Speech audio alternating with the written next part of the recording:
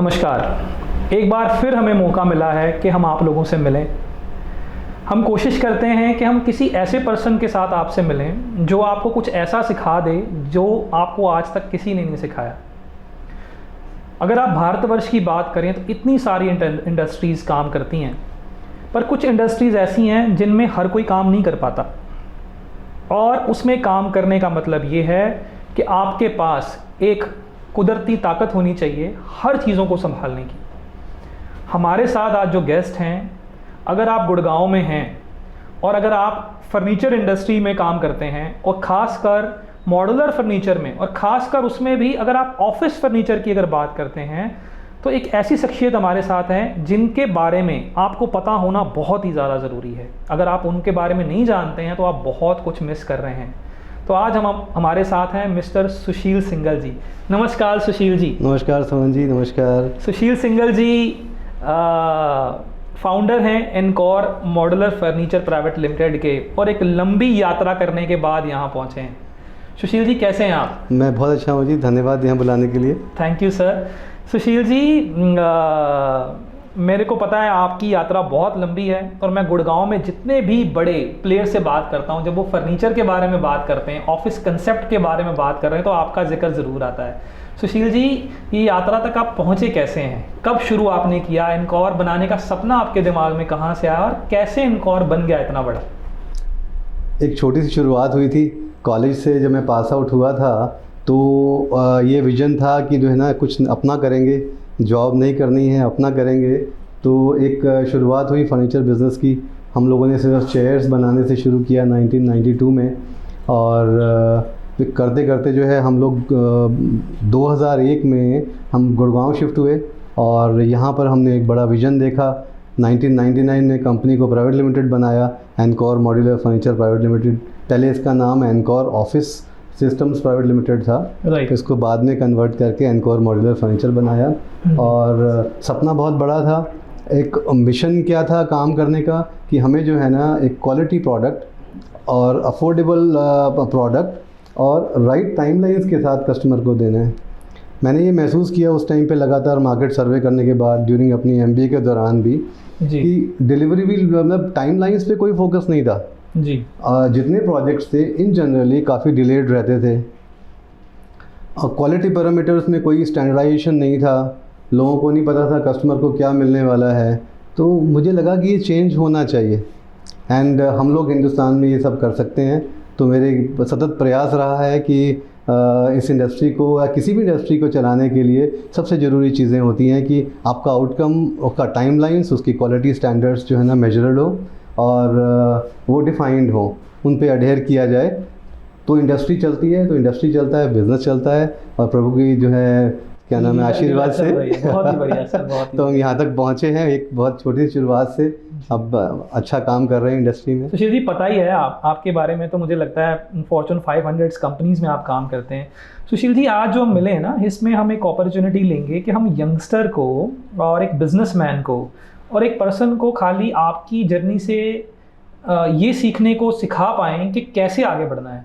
सुशील जी, एक सवाल है, जब भी कोई बड़ा बिजनेसमैन अपने प्रोडक्ट के बारे में या मार्केट में अपने सामान को बेचने के लिए निकलता है, तो लोग उससे एक ही सवाल पूछते हैं, वाई यू, मैं तुमसे सामान क्यों खरीदूं? बट यही मैं जानना चाह रहा था। चलो एग्जांपल ऐसे ले लेते हैं, वाई एनकॉर, मैं एक बड़ा ऑफिस खोलने जा रहा हूँ जो जीवन में मैं दोबारा नहीं खोलूँगा, तो मैं उसमें इतने पैसे लगाऊंगा, तो मैं एनकॉर को ही क्यों चुनूँ? यस, बहुत अच्छा सवाल है, और कोई एक दो शब्दों में इसका आंसर नहीं है। मैं इसको समझाने की कोशिश करता हूँ ताकि सभी को इससे बेनिफिट हो। सबसे पहले क्या है ना कि सिर्फ प्राइस लाइंस जो लोग देखते हैं कि ये कितना मेरा बजट है, क्या इसमें ये फिट हो रहा है, ये एक अप्रोप्रिएट स्ट्रेटजी नहीं है। सबसे पहले क्या ज़रूरत होती है कस्टमर की बात समझने की, कि अगर आप जिस भी वेंडर को चूज़ करते हैं, वेंडर का सिलेक्शन कैसे करना है, और उसके बाद जो है क्या वो आपकी बात समझ रहा है, आपकी रिक्वायरमेंट्स क्या हैं, आपका गोल क्या है, विजन्स क्या हैं, आपके बजट्स क्या हैं, क्या आपके बजट में फ़िट हो रहा है, वो क्या ये जो चीज़ दे पाता है। अब हम लोगों ने ये एक पूरा एफर्ट हमारा है, पूरा डिपार्टमेंट है जहां हम कस्टमर की ऑनबोर्डिंग करते हैं, कस्टमर को समझते हैं पूरा उसकी रिक्वायरमेंट क्या है, मेरी टीम उनसे समझती है।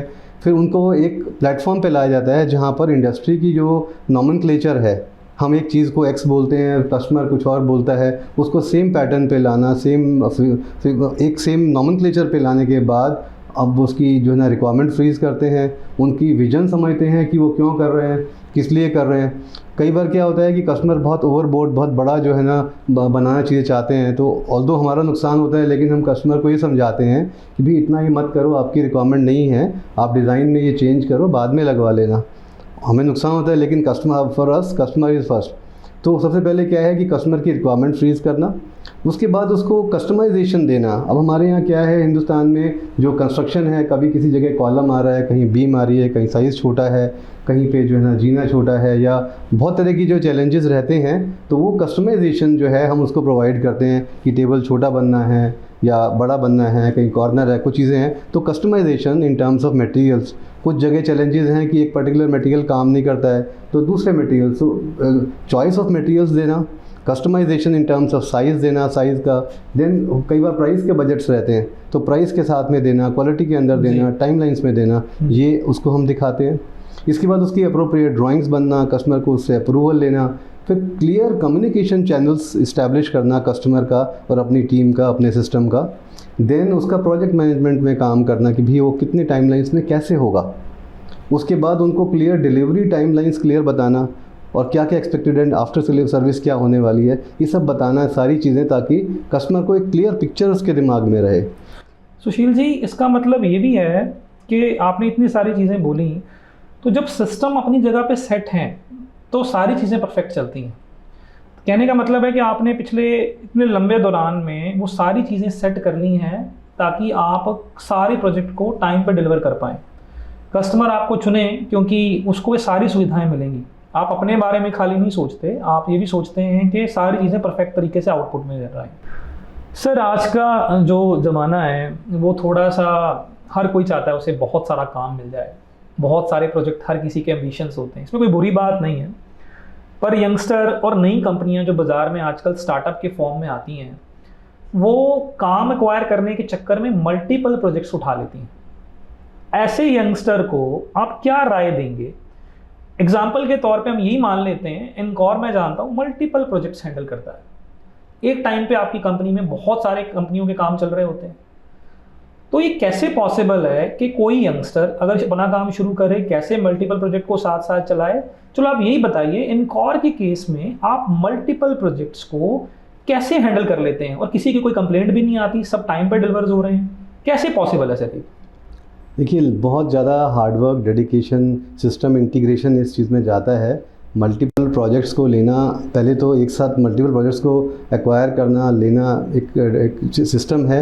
आपको मार्केटिंग के सिस्टम्स, सेल्स के सिस्टम्स, उसके बाद जो है ऑर्डर प्रोसेसिंग के सिस्टम्स, प्रोजेक्ट मैनेजमेंट के सिस्टम्स लगाने होते हैं।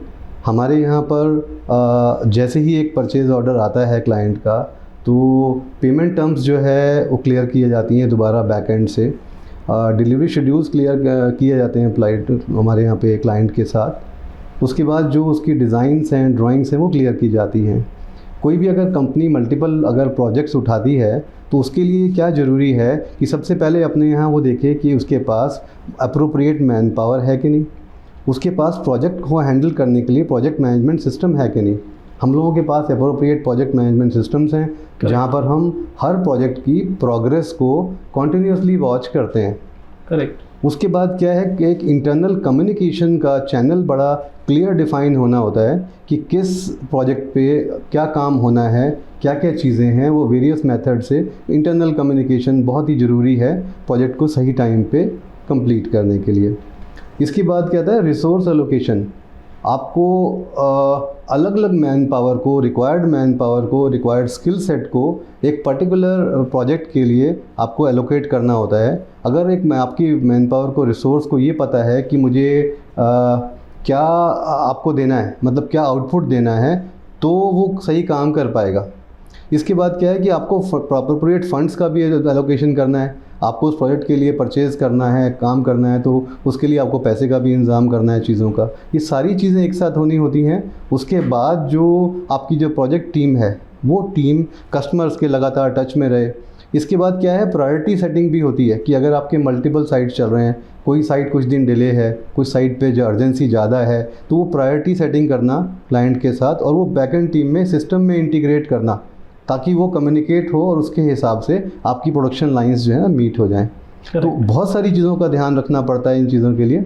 और इसके बाद जो है ना, कस्टमर को लूप में लेना बहुत ज़रूरी है कि कस्टमर को, अगर ये कस्टमर टीम को ये पता ही नहीं है कि हम क्या कर रहे हैं और क्या हमने वो फीडबैक जो उन्होंने दिया है प्रायोरिटी सेटिंग का, अगर हमने उसको कोई ऑल्टर किया है या उसको हमने एक्सेप्ट किया है, हम उसके हिसाब से काम कर रहे हैं या नहीं कर रहे हैं, ये ज़रूरी है। तो बहुत सारी चीज़ों का ध्यान रखने से ही हम लोग मल्टीपल प्रोजेक्ट्स जो हैं एक साथ करते आए हैं और कितने सालों से करते आए हैं सक्सेसफुली। ऑन टाइम डिलीवरी हमारा एक हॉलमार्क रहा है। एक और चीज़ है सर, कहते हैं टाइम ही पैसा है। जब खासकर आपके बड़े प्रोजेक्ट्स चल रहे होते हैं तो एफिशिएंसी के साथ साथ टाइमलाइन भी बहुत ज़्यादा मायने रखती है। और आज का यूथ को ये समझने की ज़रूरत है कि टाइम कितना इम्पॉर्टेंट है हर चीज़ के लिए, चाहे आईटी इंडस्ट्री हो, चाहे स्पोर्ट्स इंडस्ट्री हो, चाहे मैन्युफैक्चरिंग इंडस्ट्री हो। टाइम मैनेजमेंट एक बहुत ज़्यादा रेपुटेशन बनाता भी और बिगाड़ता भी। सुशील जी, मैं ये जानना चाहता हूँ कि आप कैसे अपनी ऑर्गेनाइजेशन में और कैसे आप ये समझते हैं पर्सनल लाइफ में, कैसे आप चीज़ों को इस हिसाब से मैनेज करते हैं कि पूरा का पूरा टाइम मैनेजमेंट फिक्स है। एग्जाम्पल तो मुझे आपकी ऑर्गेनाइजेशन से ही लेनी पड़ेगी क्योंकि वहाँ पे आपने सारी चीज़ें टाइम के हिसाब से सेट कर रखी हैं। इस बात की श्योरिटी कैसे होती है कि सारा कुछ ऑन टाइम डिलीवर होगा आपकी ऑर्गेनाइजेशन में? आपने दो टॉपिक्स को टच किया है। एक है कि time management in personal sphere and time management in the business sphere. जी। तो मैं सबसे पहले ना पर्सनल को लेना चाहूँगा कि आज जो ह्यूमन एग्जिस्टेंस, हम लोगों की एग्जिस्टेंस ना अपनी फैमिली से है। मैं सभी से कहूँगा कि अपनी फैमिली को टाइम दें, उनको अपने बिज़नेस कमिटमेंट्स को इस ढंग से रखें कि अपनी फैमिली का टाइम जो है ना, आपका अपना इंडिविजुअल टाइम ना ख़राब हो। सिर्फ बिज़नेस करना, सिर्फ पैसे कमाना इम्पॉर्टेंट लगता है एक स्टेज के अंदर, लेकिन आपकी लाइफ के लिए ये ठीक नहीं है। तो मैं सभी यंगस्टर्स को ये कहना चाहता हूँ कि आप एक प्रॉपर बैलेंस डे वन से बना के रखें अपनी पर्सनल लाइफ में। अपने जो स्पाउस है, जो अपने नियर एंड डियर हैं, फादर मदर हैं, जो भी अपने हैं, उनको उनका जो डियर टाइम दें और अपने जो फॉर्मल ऑफिशियल टाइम है उसी के अंदर से जो है आप अपने टाइम को मैनेज करना चाहेंगे। फर्स्ट पार्ट ये कहूँगा। और सेकंड पार्ट हम बात करते हैं कि बिज़नेस मैनेजमेंट, टाइम मैनेजमेंट इन बिज़नेस। टाइम मैनेजमेंट इन बिज़नेस कैसे आता है कि आपको सबसे पहले अपनी प्रायोरिटीज़ सेट करनी है, आपको डिटेल्स ऑफ प्रोजेक्ट सेट करने हैं, अपने स्फीयर्स ऑफ काम सेट करने हैं कि मुझे कौन कौन से काम करने हैं। एक अपनी बाउंड्रीज़ आपको सेट करनी है कि मुझे क्या काम करना है और क्या नहीं करना है। हर फील्ड में एक एंडलेस पॉसिबिलिटीज़ हैं, आपको हर चीज़ को ग्रैब नहीं करना है। You have to put a boundary, भाई ये इसके बाद मुझे नहीं करना है। मेरी जो स्ट्रेंथ है, you have to play from your strength. जो चीज़ें आपको अच्छे से आती हैं उसको पहले आपने काम करना है और जो एडिशनल्स हैं आपको R&D प्रोजेक्ट में डालना है। तो टाइमलाइंस को मेंटेन करने के लिए सबसे इम्पॉर्टेंट है अपने आप को ऑर्गेनाइज होना, अपने टास्क को ऑर्गेनाइज करना और एक टाइम एलोकेट करना अप्रोप्रिएट एक्टिविटी के लिए। कई बार क्या है कि हमें एक चीज़ बड़ी पसंद आती है, मुझे R&D बड़ी पसंद है, मुझे या कोई टेक्निकल एक सब्जेक्ट के अंदर बहुत डीप रिसर्च करने में मज़ा आता है, पर मेरी जो कंपनी के गोल्स हैं वो अलग हैं। तो हमें इसको चेक रखना है इस चीज़ों की, अगर वो हम इसमें बैलेंस बना पाते हैं तो टाइमलाइंस मेंटेन होती हैं। बहुत ही बढ़िया सर। तो जो चीज़ अच्छी दिख रही है, मज़ा आता है, ज़रूरी नहीं कि उसी पे ध्यान देना है ना सर। आपकी ऑर्गेनाइजेशन के लिए क्या ज़रूरी है ये आपको प्रायोरिटी सेट करनी पड़ेगी। तो सर सारे प्रोजेक्ट टाइम पे डिलीवर हो जाते हैं आपके? यस, 99.9% डिलीवर होते हैं। 100% नहीं कह सकता क्योंकि हम लोग ह्यूमंस हैं, कहीं ना कहीं कुछ होता है। बहुत बार क्या है कि प्रोजेक्ट में अगर डिले आता है तो इन जनरल जो है ना साइट की वजह से आता है, क्योंकि हमारी इंटीरियर इंडस्ट्री है।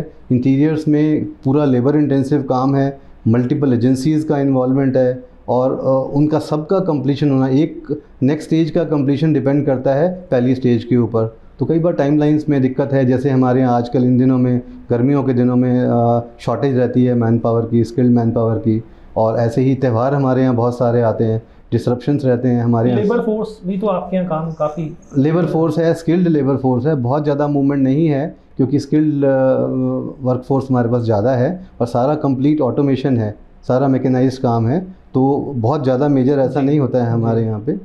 ये फ़र्क पड़ता है इन तो चीज़ों मान के चलें कि अगर किसी ने टाइम मैनेजमेंट सीखना है तो आप उसे सिखा देंगे ना। का। ये लोग मेरी जो है जर्नी से, मेरे काम करने के तरीके से कुछ सीख सकते हैं, अच्छा लगेगा, लोग सीखेंगे लोग तो।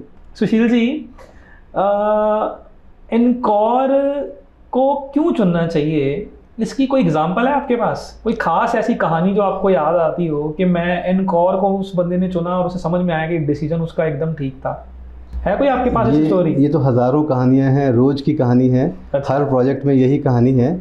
मैं अभी आपको एक छोटा सा एग्जांपल देता हूँ। हम लोगों ने एक बार, मुझे याद है कि एरोसिटी में हम हायत अंदाज़ का काम कर रहे थे। जी जी। एक कॉन्ट्रैक्टर के थ्रू जो है ना, हमने उनकी अलमारियाँ बनाई थी सारी। बड़े मुश्किल प्रोजेक्ट था, पूरा प्रोजेक्ट कम से कम 2 साल डिले था। अच्छा, आपको मिलने से पहले? हाँ, 2 साल डिले था। तो वो मेरे पास प्रोजेक्ट आया कि इनकी एक विनियर की अलमारियाँ बननी है, कम्प्लीटली मॉड्यूलर। विनियर में जनरली मॉड्यूलर नहीं बनता है, और उस बहुत ही कॉम्प्लेक्स डिज़ाइन से, बहुत ही मैसिव साइज़ की थी। 2 साल डिले था तो मेस तो पहले से ही हो गया होगा? मेस पहले से था, और प्लस वो जो डिज़ाइन थे बहुत कॉम्प्लिकेटेड थे, बहुत ही इलॉबरेट डिज़ाइंस थे विनियर के अंदर, और मॉड्यूलर होना था, और सारे कमरों के जो है ना सबकी अलमारियाँ बननी थी बहुत बड़े स्केल के ऊपर। तो हमें चैलेंज दिया गया कि क्या आप इस काम को 75 डेज़ में कर लेंगे? अच्छा, तो 2 साल से डिले हो 75 डेज में कर? हमें कहा कि काम कर लेंगे। हमने कहा 30 डेज़ में कर देंगे आपका ये। अच्छा। तो किसी को विश्वास नहीं हुआ, और हमने जो है ना वो 20वें दिन सारा काम ख़त्म करके उनको दे दिया। और उनकी साइटें तैयार नहीं थी, और ऐसा हमारे साथ हमेशा तकरीबन हर साइट पे होता है। बहुत कम साइट ऐसे होते हैं जो ऑन टाइम रहते हैं, हम हमेशा बिफोर टाइम रहते हैं, और ये हमारी रोज़ की कहानी है। Lovely, great story sir. जब काम बोलता है तो कोई और नहीं बोल पाता फिर, है ना? Wonderful sir. सर एक चीज़ और है, मैं आपको पता ही है हमारे पॉडकास्ट में हम ये कोशिश करते हैं कि हम एंटरप्रेन्योर्स को और जो अभी लोग सक्सेसफुल नहीं हुए उनको ये सिखा पाएँ कि किन चीज़ों का आपको बहुत ज़्यादा ध्यान रखना है। एक सबसे इम्पॉर्टेंट टॉपिक है जिस पे हर पूरी इंडस्ट्री स्ट्रगल करती है। मैं चाहता हूँ आपके एक्सपीरियंस से ये पता लगे उन्हें, सेल्स आफ्टर सर्विस। सुना ही होगा ना आपने ये वर्ड? जी। लोग जाते हैं भूल, माल बेचा और बंदा गायब, राइट? प्रोडक्ट बेचा और बंदा गायब। सो सर मुझे बताइए कि आप अपने यहाँ, मैं आपकी एग्जांपल इसीलिए लेता हूँ कि आपके यहाँ तो सेट है ये, अगर कोई ऑर्गेनाइजेशन इतने सालों से चल रही है और कंप्लेंट्स बिल्कुल ज़ीरो है ऑलमोस्ट, तो सेल्स आफ्टर सर्विस तो आपने सेट कर ही ली होगी। कैसे आपकी ऑर्गेनाइजेशन में सेल्स आफ्टर सर्विस एकदम परफेक्ट चलती है? आफ्टर सेल्स सर्विस एक बड़ा ही इम्पॉर्टेंट एक इशू है जिस पे हमारी कंपनी बहुत ज़्यादा ध्यान देती है। कस्टमर के लिए सिर्फ एक कॉल अवे है, कस्टमर को एक कॉल करना है, हमारे सिस्टम में वो रजिस्टर हो जाती है। हमारी टीम उसका टिकट रेज करती है, उसका फॉलोअप करती है, कस्टमर पे आपके यहाँ कॉल जाता है, आपकी कंप्लेंट को समझा जाता है। We depute our engineers there कि वहाँ जाना पड़ेगा या कुछ भी काम करना है उसका सोल्यूशन दिया जाता है। होगा वो कि वहाँ जाना है या कॉल पे सॉल्व हो जाएगा। हाँ, अगर वो जैसे भी जो भी सोल्यूशन चाहिए उनको प्रोवाइड किया जाता है, वेदर वारंटी में है या विदाउट वारंटी है। विदाउट वारंटी है तो चार्ज उनको बता दिए जाते हैं, उसका सॉल्व किया जाता है। इसके बाद भी जो है हमारी टीम लगातार फॉलोअप लेती है, फीडबैक के मेल्स जाते हैं, फीडबैक का फॉलोअप जाते हैं, और कंसिस्टेंटली जो है टीम उनको फॉलोअप करती है। और आप जो है ना, क्योंकि एक सेटिस्फाइड कस्टमर ही तो मुझे रेफरल देता है, और हमें जो है ना लगातार हमारे सेटिस्फाइड कस्टमर से लगातार रेफरल आते हैं। मैंने सुना है, कहते हैं जब आप फीडबैक के लिए फ़ोन करते हो तो आपको 2-4 रेफरेंस और भी मिल जाती हैं साथ में, राइट? ऐसा ही सुना है मैंने। हाँ, ये लगातार होता है। देखो, जो एक सेटिस्फाइड कस्टमर है, मैंने सपोज एक का काम बहुत अच्छा किया, उनका टाइम पे बनाया है, ऑफिस टाइम पे बनाया है, उनके प्रोजेक्ट कंप्लीट किए हैं, तो अपने सभी दोस्तों को, सब लोगों को बोलते हैं भी आप इनसे कराओ। तो ये हमारा रेगुलर बिजनेस है। फीडबैक एक सेल्स आफ्टर सर्विस बहुत अच्छी चीज़ है जो हर किसी को इम्प्लीमेंट करनी चाहिए, राइट सर? बहुत जरूरी है। टेक इंटीग्रेशन भी आप कर लेते हैं इसमें? बहुत बड़े स्केल पे टेक इंटीग्रेशन हमने किया हुआ है। हर डिपार्टमेंट इंटरलिंक्ड है, ईआरपी पे हम लोग काम करते हैं। कोई भी कम्युनिकेशन जो है वो सब रजिस्टर्ड होता है। मैं आपको बताऊं एक कि हमारे पास 2006 से लेकर आज तक के कोई भी कम्युनिकेशन, कोई भी ड्राइंग, कोई भी कोटेशन, कुछ भी आज तक किसी कस्टमर की गई है तो हम उसको 30 सेकंड में रिट्रीव कर लेते हैं। लवली सर, लवली, बहुत ही बढ़िया सर। सो अनऑर्गेनाइज सेक्टर को आपने सेल्स आफ्टर सर्विस ही पूरा ऑर्गेनाइज करके रखा हुआ है ना? ये बहुत ज़रूरी चीज़ है। आफ्टर सेल्स सर्विस एक अगेन उतना ही इम्पोर्टेंट है जितना सेल्स इम्पोर्टेंट है। सर मैं ना एक चीज़ को लेकर बड़ा हमेशा सोचता हूँ कि मेरे को बहुत लोग मिलते हैं, खासकर ट्रेडिशनल बिजनेस वाले लोग, जैसे हम लाला जी कहते हैं ना, पैसा बहुत ज़्यादा है, और उनसे जब बात होती है, यार एक पर्सन को हायर करते हैं जो पूरा का पूरा ऑफिस ऐसा बना के देगा कि मज़ा आ जाएगा आपको, आपका बैठने का काम करेगा, बट सर वो आगे से जवाब देते हैं कि क्या ज़रूरत है यार, कुर्सियाँ टेबल चेयर ही तो रखने हैं। सुशील जी, मैं इस बात से थोड़ा सहमत नहीं हूँ। मुझे लगता है कि हर आदमी का एक सब्जेक्ट मैटर एक्सपर्ट सिस्टम होता है। सुशील जी, मुझे ये पता है कि आप एक कंसेप्ट तैयार कर लेते हो अपने दिमाग में, ये पावर भगवान सबको नहीं देता। कैसे खाली जगह को आप ये कंसेप्टलाइज कर लेते हो, कंसेप्ट बना लेते हो कि यहाँ पे ये सामान आएगा, यहाँ पे कुर्सी आएगी, यहाँ पे टेबल आएगा। ये जो दिमाग में चलता नहीं है, आपने कई मूवियों में देखा होगा कि वो उनके दिमाग में चीज़ें दिखने लगती हैं उन्हें।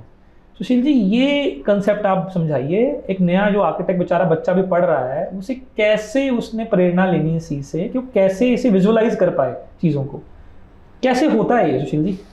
देखिए, इसके ना कई सारे स्टेप्स हैं और सबसे पहला काम होता है कि ना हम एक स्पेस के बारे में समझें। अब कोई क्लाइंट है, कस्टमर है, उसके बारे में पहले समझें कि आपका स्पेस क्या है, कौन से फ्लोर पे है, उसमें वेंटिलेशन कैसा है, दरवाज़ा कहाँ पर है।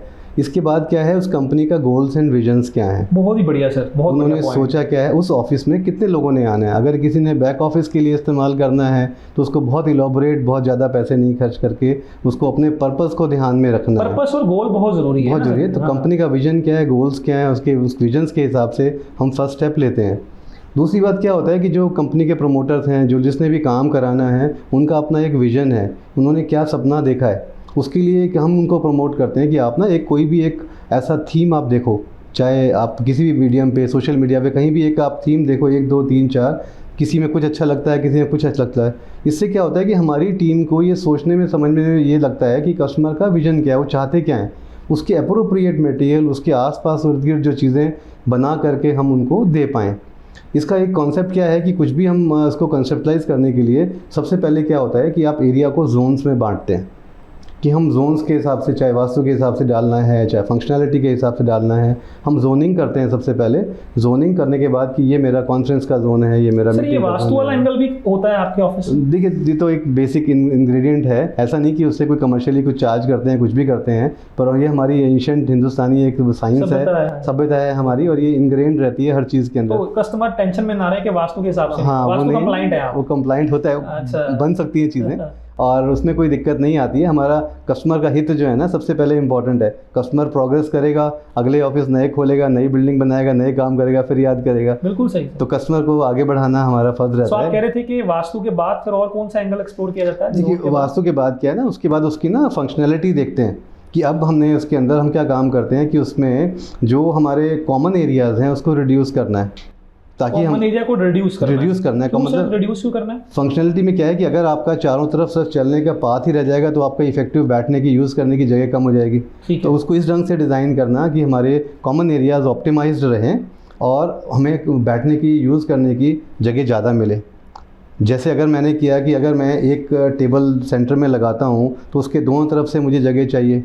अगर उसकी जगह अगर मैं उस टेबल को एक कोने में लगाता हूँ तो वो जस्ट एन एग्जांपल, तो वो साइड से निकल जाएगा, एक जगह उसी 3 फुट में, 3.5 फुट में काम हो जाएगा। तो ये तो फिर पूरी स्टडी होगी ना एक पूरी। ये तभी आपने मेरे से पूछा कि आर्किटेक्ट्स कैसे करते हैं। तो आर्किटेक्ट्स और जो डिज़ाइन के स्टूडेंट्स हैं, जो लोग रोज़ काम करते हैं, ये डीप स्टडी है, एक दिन का काम नहीं है, सालों साल की मेहनत है। हमें एक स्पेस को देख करके 3D में हम डे 1 पे विजुलाइज़ कर ले जाते हैं थीम के साथ में कि यहाँ लग के कैसा लगेगा। उसका वॉक थ्रू आज हम ये देखते हैं, कस्टमर को ये दिखाने की कोशिश होती है कि आज अब कस्टमर ने एक रॉ स्पेस दिया है और जब ये कस्टमर वहाँ पर एंटर करेगा तो उसे क्या दिखेगा कि वो अपने एक रास्ते से अंदर आ रहा है, उसे वर्क स्टेशन से। 3D वॉक थ्रू पहले दे देते हैं हम उसको? ये ऑन पेमेंट है, हम अपने दिमाग में रखते हैं कि हम क्या दे रहे हैं। उसी पैसा तो उसे देना ही पड़ेगा अगर मौका बनवाना है तो। मौका देखिए, 3D एक महंगा और टाइम कंज्यूमिंग काम है और उसकी कस्टमर अगर वो चाहता है उससे क्या कस्टमर बनवा सकता है, 3D बनवा सकता है। फिर और क्या आंसर ऐड होता है विजुअलाइजेशन में? विजुअलाइजेशन में उसको हम सबसे पहले 2D में उतारते हैं कि 2D में उसकी जोनिंग करके वहाँ कौन सी टेबल्स हैं, चेयर्स हैं, क्या लग रहा है आइटम, कॉन्फ्रेंस में क्या है, वर्क स्टेशन में क्या है, कैफेटेरिया कहाँ लग रहा है आपका, और आपका कोई स्पोर्ट्स फैसिलिटी आ रही है कि नहीं, कहीं जिम आ रहा है साथ में। सर, जो उसने अपना थीम चुना होगा उस हिसाब से आप इस काम करते हैं। इसके बाद मटेरियल सिलेक्शंस बड़े इंपॉर्टेंट हैं। ठीक है, एक ही मटेरियल सब जगह नहीं काम में आता है, प्लाई सब जगह नहीं लगती है, कहीं आपको पीयू करना है, फिनिश देनी है, आपको लेटेस्ट फिनिशेस क्या हैं, कुछ आपके हाइलाइटर एरियाज़ आते हैं, जैसे रिसेप्शन पे आपको गेट के आगे लगाने हैं बड़े, आपको म्यूरल्स या आपको पैरामेट्रिक फर्नीचर लगाना है, आपको जो है ना क्या आपका थीम है, क्या आपके बजट्स हैं, किस टाइप की आपकी इंडस्ट्री है। अगर मैं एक बहुत बड़े बिल्डर की बात करूं, उसकी टाउनशिप के बाहर, उसके मेन ऑफिस के बाहर लगना है, तो एक ग्रैंड उनके थीम के हिसाब से कुछ चीज़ बना के भी हम लगा सकते हैं। तो बहुत इलॉबरेट डिटेल्ड एक्सरसाइज है। और मटेरियल सिलेक्शंस करते हैं, मटेरियल सिलेक्शंस के बाद उनको सबको निट करते हैं कि ये बनने के बाद कैसा लगेगा। Optimization of design, optimization of materials is extremely important. Sir इसका मतलब ये है कि ये रिसर्च है, ये तुक्के का काम नहीं है। एक दिमाग लगेगा पूरा, आप पूरे जगह को हिस्सों में बांटोगे और हर हिस्से पे अलग से टीम काम करेगी। सो सर सुनने में ठीक लगता है ये करेंगे, बट ये हर किसी के बस की बात तो है नहीं। तो विजुअलाइजेशन दोस्तों क्या है ना कि आप ऑफिस ज़मीन में 2 बार बनाते हो, 3 बार बनाते हो, इससे ज़्यादा बार तो घर वाला हिसाब किताब है ना। सो आपको एक ऐसा ही बंदा चाहिए जो बंदे को दिखने लगे बनने से पहले ही कि क्या कंसेप्ट बने। और उस बंदे ने अगर हज़ारों ऑफिस बना रखे हैं तो जब आप उससे काम करवाएंगे तो आपके सामने चमत्कार तो होना तय ही है ना। सो मेरे को सारे यंगस्टर से ये बात बोलनी है कि आप ज़रूर इस चीज़ का फ़ायदा उठाएं।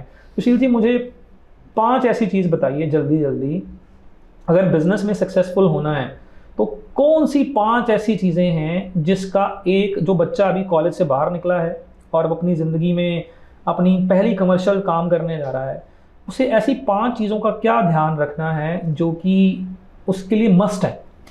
अगर मैं एज्यूम करता हूँ कि अगर हम अपनी फील्ड की बात कर रहे हैं तो जो बच्चा है या तो वो इंटीरियर कंसल्टेंट है, इंटीरियर डिज़ाइनर है या आर्किटेक्ट है, सबसे पहले उसको अपने सब्जेक्ट की पूरी डिटेल्ड नॉलेज होना बहुत ज़रूरी है। सॉफ्टवेयर्स उनको जैसे ऑटोकैड या जो भी। सर ये तो एक हो गया, अब दूसरी बात बताइए आप। दूसरी बात अगर हम करते हैं, उनका ना टाइम मैनेजमेंट बड़ा क्लियर होना चाहिए। Time management. तीसरी चीज़ बड़ी क्लियर उनको होनी चाहिए कि क्या कहते हैं, टेम्परामेंट टू लिसन।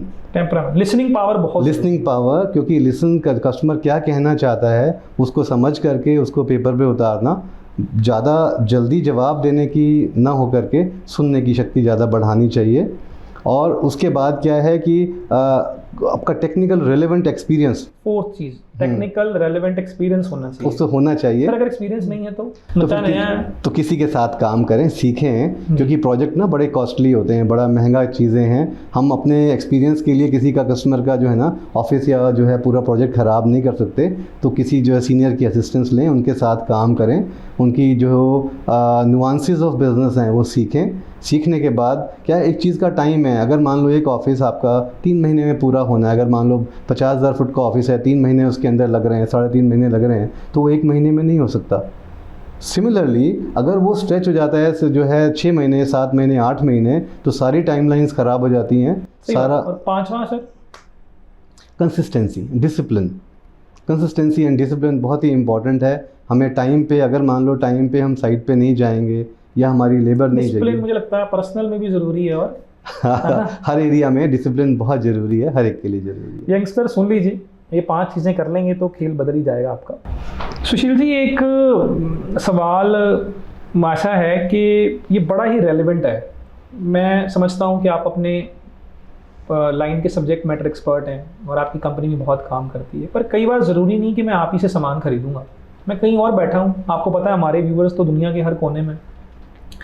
तो मुझे आपसे एक इन जेनरिक सलाह चाहिए कि मैं दूर दराज में अपना ऑफिस अगर बना रहा हूँ और ऑफिस बनाते बनाते मेरे को ध्यान आया कि आज चल ऑफिस बनाता हूँ, मेरे पास इतने मीटर जगह है, तो मैं किन चीज़ों का ध्यान रखूँ या मैं कैसे प्लान करूँ कि मुझे ऑफिस बनाना है तो मैं किन चीज़ों का ध्यान रखूँ, मेरी प्लानिंग कैसे हो, मैं किस तरह से सिस्टम को सेट बिठाऊँ?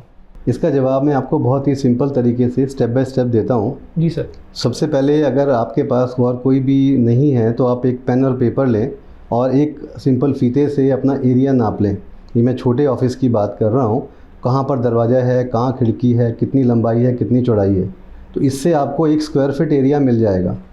इससे क्या है कि आपको बजट सेट करने में जो है आसानी मिलेगी कि इस एरिया में अप्रॉक्सीमेटली कितना खर्चा आएगा। ये जो स्टैंडर्ड बेंचमार्क फिगर्स हैं एस्टीमेट की, ये आपको गूगल करने से आपको बेसिक मिल जाती हैं कि ये 1500, 2000, 4000 रुपये जो जितने भी स्क्वायर फीट में आप जैसा चाह रहे हैं वो बनेगा। इसके बाद आप सबसे पहले अपना वाई ऑफ प्रोजेक्ट निकालें। जैसे अपनी लाइफ में हम लोग अपना वाई निकालते हैं, वाई मी, मुझे ज़िंदगी में क्या करना है, why we should choose a career, how we should choose a career. ऐसे ही हम वाई ऑफ प्रोजेक्ट निकालें, मैं क्यों करना चाहता हूँ, किस टाइप के कस्टमर मेरे पास आएंगे, मुझे क्या एक्टिविटी करनी है। अगर मुझे वो क्लियर हो जाता है तो बहुत सारी चीज़ें मुझे क्लियर हो जाती है कि मुझे उसका बजट क्या करना है। कई बार क्या होता है कि हमारे पास हमारे जो है उसका यूज़ तो बहुत इंटेंस होता है, पैसे की मेरे पास उसमें कमी होती है। तो अगर मुझे ये क्लियर है कि मैं इससे ज़्यादा रिवेन्यू, ज़्यादा पैसा कमाऊंगा और बहुत ज़्यादा इसमें इस्तेमाल होना है, तो हम अदर सोर्सेज से भी फ़ंड्स का इंतज़ाम करके वो काम हमें करना चाहिए। उसके बाद क्या है कि आपको एक अप्रोप्रिएट एजेंसी और मैन्युफैक्चरर चूज़ करना चाहिए, जैसे एनकॉर भी है।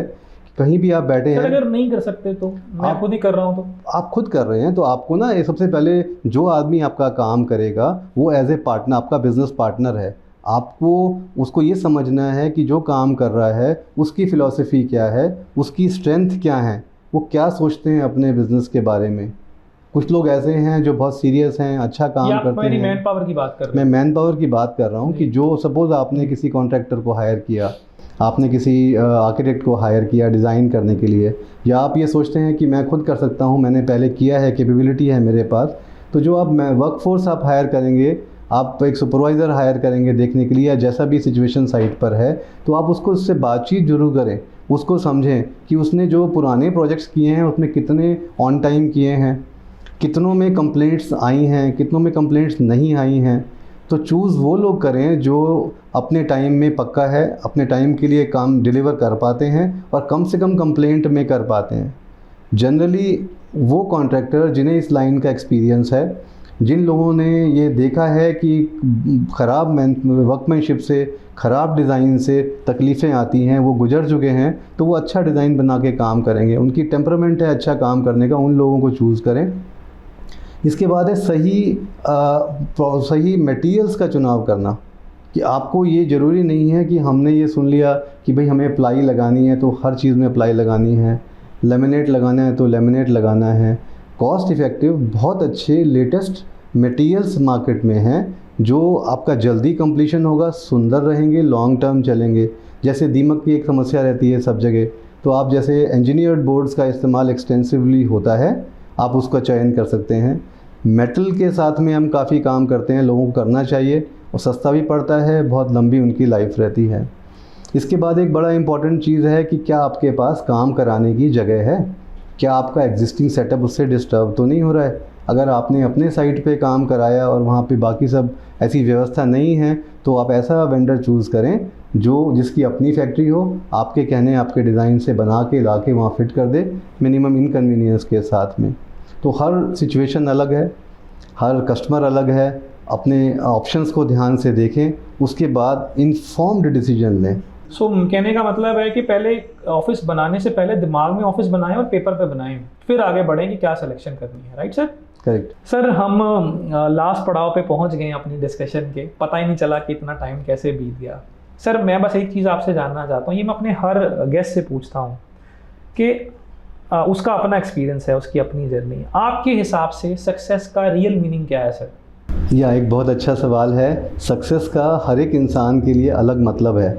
मैं अगर अपनी ज़िंदगी में देखूं तो मैंने अपनी ज़िंदगी में अपने बेंचमार्क सेट किए कि मुझे इतने समय में यहाँ जाना है, ये काम करना है। अगर मैं उसके 90% के आसपास हूँ तो मैं अपने आप को सक्सेस मानता हूँ। और हमें बाकी सब लोगों से कंपेयर नहीं करना है, कंपैरिजन नहीं करना है। हमें हर एक की लाइफ जर्नी अलग है, हर एक ने अलग पड़ाव से शुरू किया है, अलग उसके रिसोर्सेज रहे हैं। हमने अपने आप को देखना है और एक सेटिस्फैक्शन लानी है जो हमने अचीव किया है, उसकी खुशी मनानी है। और कुछ अचीव करके, कामयाब हो करके, उसकी खुशी मना करके आगे छोटे छोटे स्टेप्स में आगे बढ़ना ही कामयाबी है।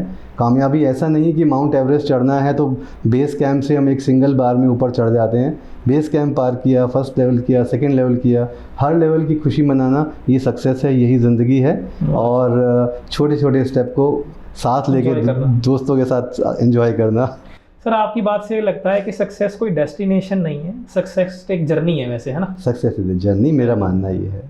सुशील जी, आपने मेरे लिए टाइम निकाला है और आप इतनी दूर से आए हैं, आपका इतना बिजी शेड्यूल है, इतनी मैन पावर काम कर लिया है, फिर भी आज आपने मेरे लिए टाइम निकाला, इसके लिए आपका सर बहुत बहुत धन्यवाद। मैं उम्मीद करता हूँ हम जल्दी दोबारा मिलेंगे आने के लिए सर बहुत बहुत thank you thank you Sohan ji, thank you. इनवाइट करने के लिए धन्यवाद। Thank Thank you you. Very much. Thank